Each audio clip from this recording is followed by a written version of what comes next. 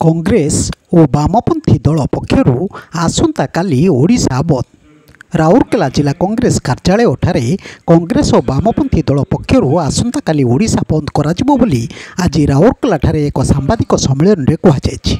बालेश्वर जिला फकीरमोहन महाविद्यालय छात्री आत्महत्या घटनार प्रतिवाद में ओडिशा बंद परिप्रेक्षी जिला कांग्रेस सभापति ज्ञानेन्द्र दास नेतृत्व में आयोजित यह सम्मेलन में सीपीएम संपादक श्रीजुक्त प्रमोद सामल, सीपीआई जोनाल संपादक श्रीजुक्त सदानंद साहू, सीपीएम राजकिशोर प्रधान, जहांगीर अली, श्रीमंत बेहेरा, जिला कांग्रेस पूर्वतन सभापति गणेश प्रधान प्रमुख यही सूचना दे कहले जे बालेश्वर फकीरमोहन महाविद्यालय छात्री सौम्याश्री को आत्महत्या करने जो प्रकार बाध्य करागला ता संपूर्ण ओडिशार मानविकतार हत्या बोली कहिथिले।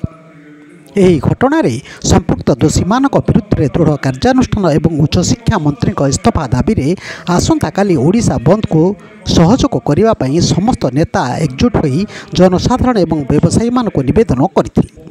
आसंता कालीर बंद समय अत्यावश्यक जरूरीकालीन सेवा को बाद दिया सहित शांतिपूर्ण भाव में बंद पालन करा बोली जिला कांग्रेस सभापति श्री दास प्रकाश करिसेंति।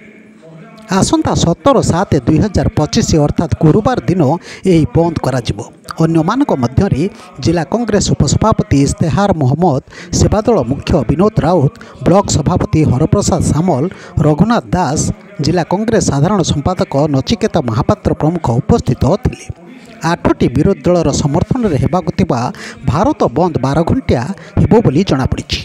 राउरकेलार बेसरा छकरू एक मोटरसाइकिल रैली पानप स्थित महात्मा गांधी छक पर्यंत जीव।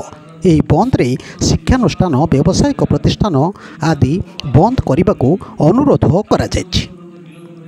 ब्यूरो न्यूज ओडिशा कथा यूट्यूब चैनल टी को आपण माने देखुछंती।